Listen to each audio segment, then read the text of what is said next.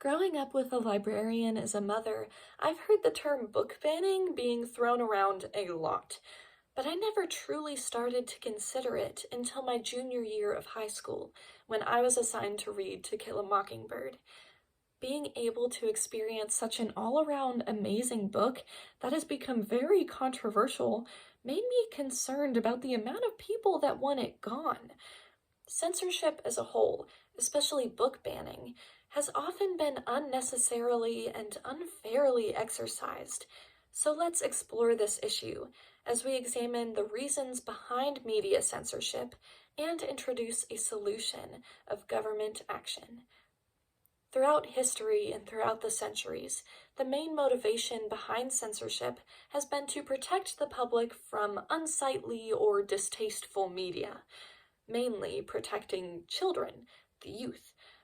But sometimes, adults turn this into pushing their own agenda and silencing others rather than truly protecting the young and innocent. The textbook Media Censorship, published in 2009 by author Kekla Magoon, looks at arguments for and against censorship.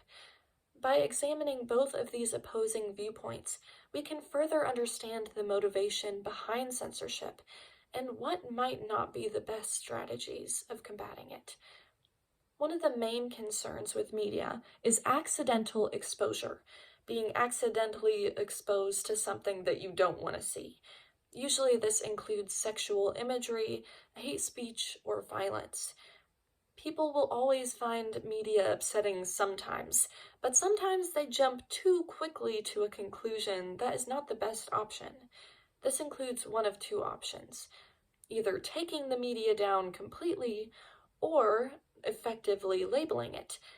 I prefer the latter, as it's seen in multiple modern examples and doesn't completely get rid of the effort that was put into the media and just warns people against what's inside of it. We often see this in the movie theaters, with ratings such as G, PG, PG-13, and R. This helps audiences decide where to draw the line themselves. They can view media that they think would be good for them and save the movies that they don't want to watch for some other audiences. But even with these logical and very popular guidelines for censorship, they can still be misused and exploited based on personal morals and beliefs. This is often seen with religion. Based on the article by Mass Humanities titled H.L. Mencken Arrested in Boston, it details how Boston leads the country in book banning from the 20s to the 50s. That's a long stretch of time, and it's thanks to the Watch and Ward Society, a highly religious group who was concerned that non-Christian media would lead believers down the wrong spiritual path. But this was based on purely personal morals and views, so it wasn't good for the entire public and therefore not a safe basis for censorship. This is seen with often other controversial movements as well, such as politics, sexism, racism, LGBTQ+ issues, and many more. If it tells you anything, one of the most banned books across the United States is titled Genderqueer, a Memoir.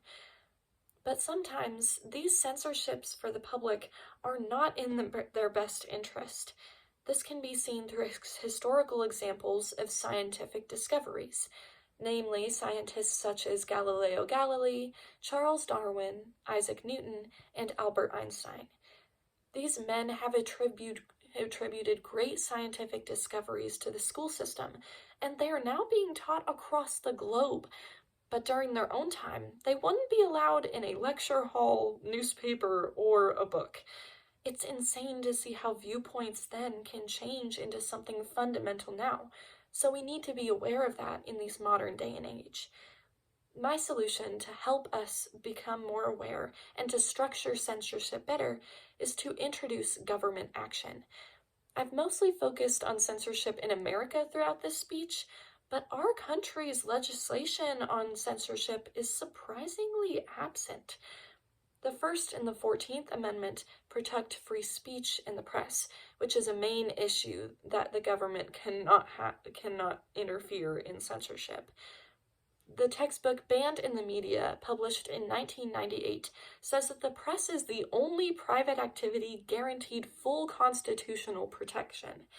In fact, the most concrete legislation currently in America is Senate Bill 150, which allows censorship of sexual speech and media.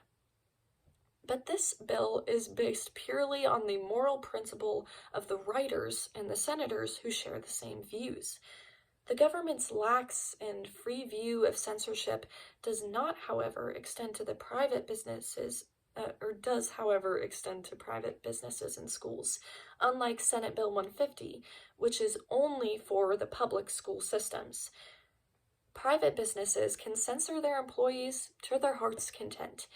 But if governments were to get involved more in the private sector and use more logical rather than irrational or emotional reasoning, then this would have a better response on the entire country's censorship. Imagine freer speech and publishing while still protecting the public from truly detrimental media, and less controversy and opposition concerning appropriate literature. We could avoid fruitless court cases against supporters or printers of press and the media. So to conclude, specifying the boundaries of censorship will not be easy, as it does require critical thinking on a number of fronts. But it is necessary, and through the collaboration of legislators in the Senate and House, and through the help of regular voters like you and I believe America can truly unite itself to help fix this nuanced censorship action.